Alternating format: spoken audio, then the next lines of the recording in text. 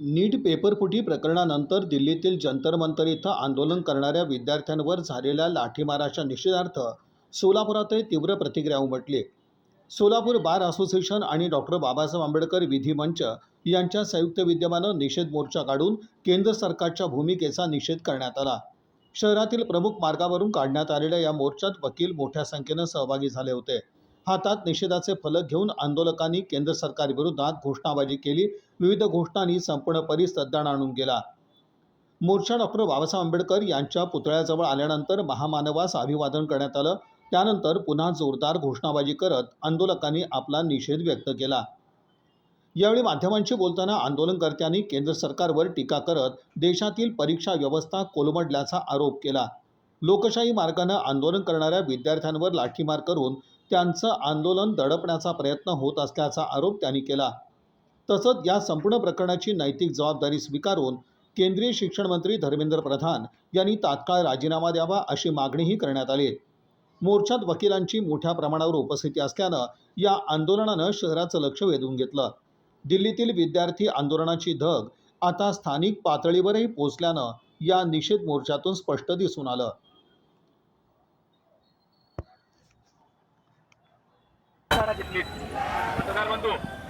गाड्या काढा बोला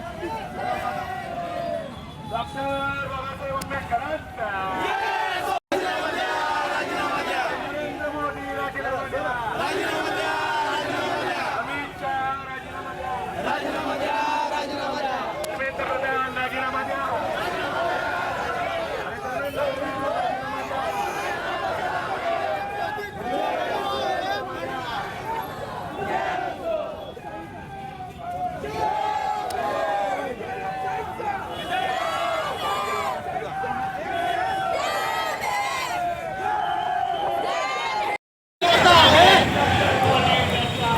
पुलिस को आगे करता है, पुलिस को आगे करता है, जब मोदी डरता है, पुलिस को आगे करता है। ये सरकार वो सरकार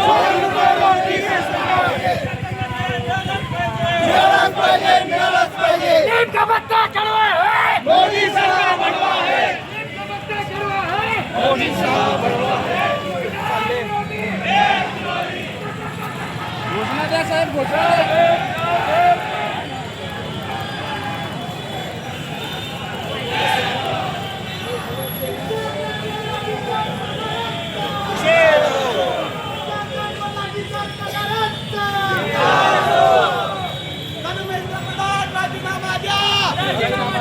राजीनामा द्या, धर्मेंद्र प्रधान राजीनामा द्या, राजीनामा द्या, राजीनामा द्या।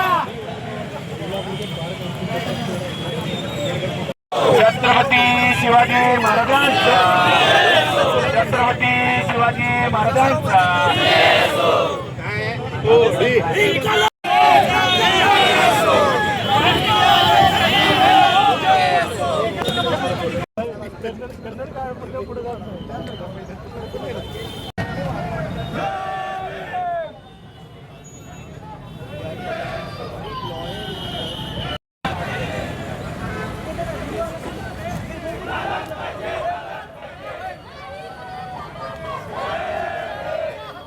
सर्वांनी इथं करून आज जे आपण इथं मोर्चाचं नियोजन करण्यात आलेलं आहे ते परवा दिवशी दिल्लीमध्ये जंतर मंतर येथे जे पोलीस प्रशासनाकडून लाठीचार्ज किंवा लाठी हल्ला संबंधित जे विद्यार्थी आहेत, शिकणारे विद्यार्थी आहेत, त्यांच्यावर लाठी हल्ला करण्यात आलं।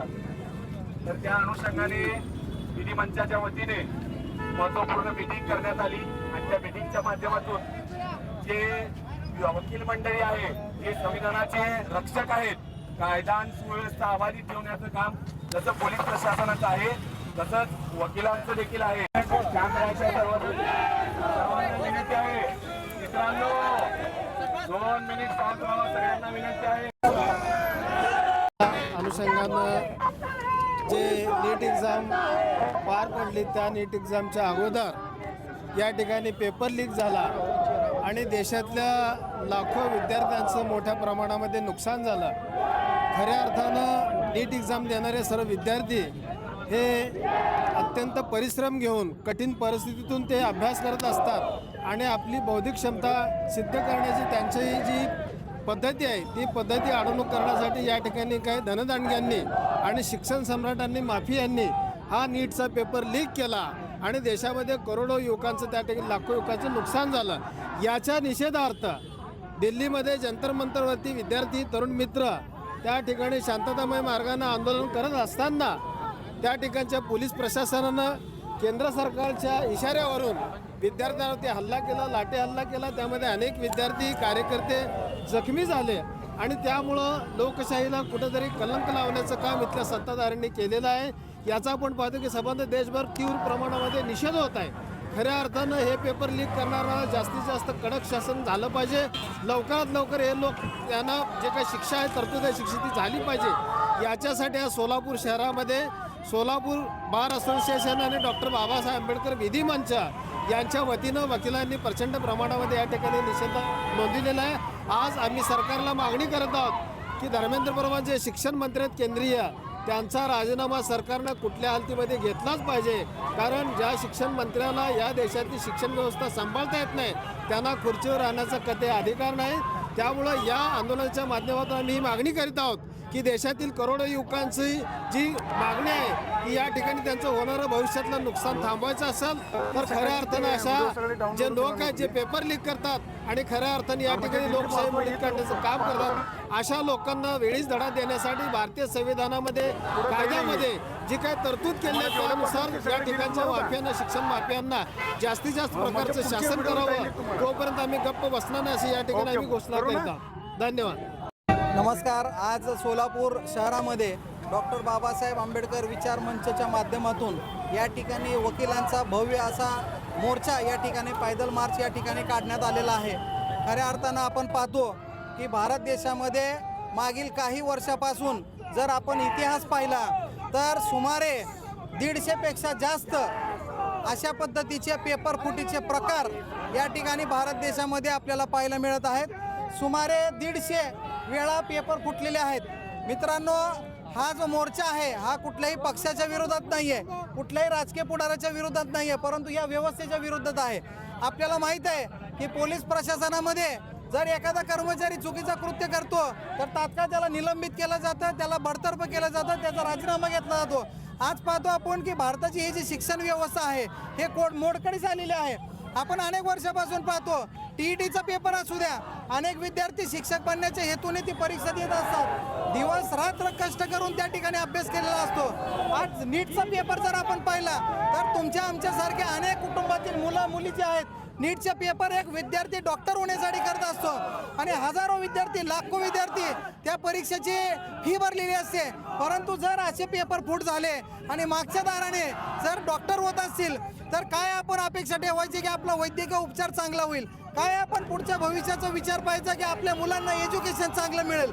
जर प्रत्येक गोष्टी जर फुटून होत असेल आणि मागच्या दारातून पैशाचा प्रकार होऊन जर त्या ठिकाणी डॉक्टर शिक्षक जुनी काय होत असतील तर या व्यवस्थेचा निषेध करणं गरजेचं आहे आणि या ठिकाणी जन उठाव होणं गरजेचं आहे. आज आपण पाहतो जे विद्यार्थी जंतर मंतरवरती या ठिकाणी एक मागणी घेऊन बसले होते. काय होती त्यांची मागणी की देशाचा शिक्षण मंत्री आहे तो अपयशी ठरलेला आहे, त्यांनी कुठलाही गैरप्रकार रोखू शकलेला नाही आहे, त्यामुळे त्याला इस्तिफा घ्या, त्याचा राजीनामा घ्या, ही एक अपेक्षा होती, एक माफक मागणी होती. परंतु विद्यार्थ्यांना कुठल्याही प्रकारे त्यांना विचारांना धारा न देता शासनाने उलट त्यांच्यावर लाठीमार केला, त्यांचं आंदोलन चिघळण्याचा प्रयत्न केला. जे विद्यार्थी आपण सोशल मीडियाच्या माध्यमातून पाहतो मित्रांनो, पोलिसांच्या लाट्या त्यांना खाव्या लागल्या. कशासाठी? त्यांनी काय चूक केलं? त्यांच्या हातात कुठला दगड नाही, त्यांच्या हातात कुठली लाठी नाहीये. लोकशाही मार्गाने ते आंदोलन करत असताना तो आंदोलन दडपण्याचा प्रकार या ठिकाणी व्यवस्थेनं केलेला आहे आणि अशा व्यवस्थेचा आम्ही या ठिकाणी निषेध केलेला आहे. आमची मागणी आहे शासनाने याची गंभीर दखल घ्यावी आणि जे कोणी ज्याला आपण म्हणतो चुकीला माफी नाही, मग तो कोणी का असो ना, त्यामुळे त्याच्यावर कारवाई होणं अपेक्षित आहे आणि येणाऱ्या काळामध्ये पेपर फुटीसारखा कुठलाही प्रकार होऊ नये याला आळा बसणं गरजेचं आहे आणि आंदोलन चिघळणाऱ्या जे कोणी तथाकथित अधिकारी आहेत त्यांच्यावर देखील कारवाई व्हावी. वकील मंडळी बघा, संविधान रक्षक म्हणून आम्ही न्यायालयामध्ये झटत असतो. न्यायालयामध्ये लोकांना सर्वसामान्यांना न्याय मिळवून देण्याचं काम आम्ही करत असतो, परंतु आम्ही केवळ न्याय व्यवस्थेच्या वरती विसंबून राहता कामा नये. जी प्रशासकीय यंत्रणा जी बाजूला आहे त्यांनी देखील याच्यामध्ये कठोर भूमिका घेणं गरजेचं आहे. प्रत्येक गोष्ट न्यायालयामध्ये होत नाही मित्रांनो, त्यामुळे आम्ही रस्त्यावर या ठिकाणी आलेलो आहोत आणि आमची देखील मागणी तीच आहे. जे सर्वसामान्य पालकांची मागणी आहे ती वकिलांची मागणी आहे. सुरक्षित एज्युकेशन व्हायला पाहिजे, पेपर फुटी व्हायला नाही पाहिजे, पैशाच्या अपवार जे करतात त्यांच्यावर कडक शासन व्हायला पाहिजे आणि येणाऱ्या काळामध्ये अशी कुठलीही हिंमत होता कामा नाही की कुठलाही पेपर फुटता कामा नाही, ही आमच्या वकिलांची देखील मागणी आहे. धन्यवाद. आज आपण इथे जमलो आहोत ते दिल्ली येथे विद्यार्थ्यांवर झालेल्या लाठी हल्ल्याच्या निषेधात आपला आंदोलन करणे हे संविधानाने दिलेला मूलभूत अधिकार आहे. त्या मूलभूत अधिकारांवर गदा आणण्याचं काम हे शासनाने केलेलं आहे. हे शासनानं पोलिसांच्या मार्फत जे मुलांवर लाठी हल्ला केलेला आहे त्यांचा जो मूलभूत अधिकार आहे तो हिरावून घेण्याचा प्रयत्न केलेला आहे. तो लाठी हल्ला एवढा अमानुष होता की त्या लाठ्यांना खिळे लावून ते विद्यार्थ्यांवर मारत होते, विद्यार्थ्यांना मारत होते, विद्यार्थिनीचे कपडे फाडत होते. या सर्व गोष्टीला जबाबदारी स्वीकारून या देशाचे पंतप्रधान नैतिक जबाबदारी स्वीकारून देशाचे पंतप्रधान नरेंद्र मोदी यांनी राजीनामा द्यावा. हे जे आंदोलन चालू आहे या आंदोलनामध्ये जे होरपळणारी मुलं आहेत ती वय वर्ष 16 ते 18, 19, 20 या वयामधली मुलं आहेत. या मुलांवर खूप मोठा अन्याय अत्याचार होत आहे. जे वय शिक्षणाचं आहे, शिक्षण घेऊन पुढे जाण्याचं आहे, हे आपल्या देशाचं करिअर घडवणारा आणि भवितव्य घडवणारी ही मुलं आहेत. तुम्ही त्यांच्याबरोबर असं राजकारण करू नये. यामध्ये मी स्वतःही एक पीडित आहे. माझा मुलगा अतिशय चांगला स्कोअर घेतो तरी सुद्धा त्याला नीट द्यावं लागतं. हे अतिशय दुःखद गोष्ट आहे. या मुलांनी जायचं कुठं, हक्क मागायचा कुठं, आणि जर सरकार असं दबवत असेल तर पुढे जाऊन करणार काय, या मुलांचं भविष्य काय, हा माझा सरकारला खूप मोठा प्रश्न आहे. तुम्ही ही जर पिढी अशी करत असाल तर कया पोरांचं भविष्य काय होणार आहे. त्यामुळं आम्ही या जंतर मंतरच्या आणि आंदोलन करणाऱ्यांच्या सगळ्यांच्या सोबत आहोत. तुम्ही असा अन्याय करू नका आणि प्रत्येकांना असा त्रास देऊ नका. यामध्ये प्रत्येक क्षेत्रातल्या व्यक्तींनी उतरायला हवं आणि सरकारचा विरोध करायला पाहिजे. धन्यवाद. जय भीम. या भूमिकेमध्ये मी असं सांगेन की आमची मुलं ही स्वतःच्या कष्टावर शिकलेल्या लढाईत लढत आहेत आणि त्या मुलांना तिथं मार बसतोय, त्यांच्यावर अन्याय होतोय, हे करू नका. आमची मुलं स्वतःच्या स्वाभिमानाने आणि स्वावलंबनावर शिकतायत. त्यांना तसं जी मुलं पैसे देऊन भरतायत त्यांना तुम्ही पुढं करताय आणि स्वाभिमानाने शिकणाऱ्या पोरांना अन्याय अत्याचार करताय. करू नका. ही एक आई म्हणून मी त्यांना कळकळीने विनंती करते. उपोषण करत आहे आणि त्यांना पाठिंबा म्हणून अख्ख्या देशातून त्यांना तिकडं जात आहेत. म्हणजे आणि समाजातून हा उठाव होत आहे. जी पेपर लीक प्रकरण आहे हे प्रकरण एवढं सोपं किंवा साधं नाही. ह्याच्या पाठीमागे निश्चितच वरिष्ठाचा किंवा सरकारमध्ये काहीतरी मोठ्या घटकाचा हात असल्याशिवाय असं होणं शक्य नाही. याच्यासाठी वकील वर्ग आहे, समाजाचा एक भाग आहे. विद्यार्थ्यांच्या भवितव्यासाठी जे काय करावं लागत आहे निश्चितच आम्हाला त्याचा भाग म्हणून वकिली वर्ग आम्ही आंदोलन आहे तुमचं. कशासाठी ते आंदोलन आहे? आता आंदोलन ह्याच्यासाठी आहे की राजीनामा, जो राजीनामा मागणं आणि पंतप्रधानाचा राजीनामा आणि सरकारमधून जे काही प्रवृत्त म्हणजे काय म्हणा त्याला की प्रवृत्ती आहेत, अपप्रवृत्ती आहेत, त्यांना पाठिंबा न देणं ह्याच्यासाठी ही आम्ही समाजातून अगदी तळागाळापासून आम्ही त्यात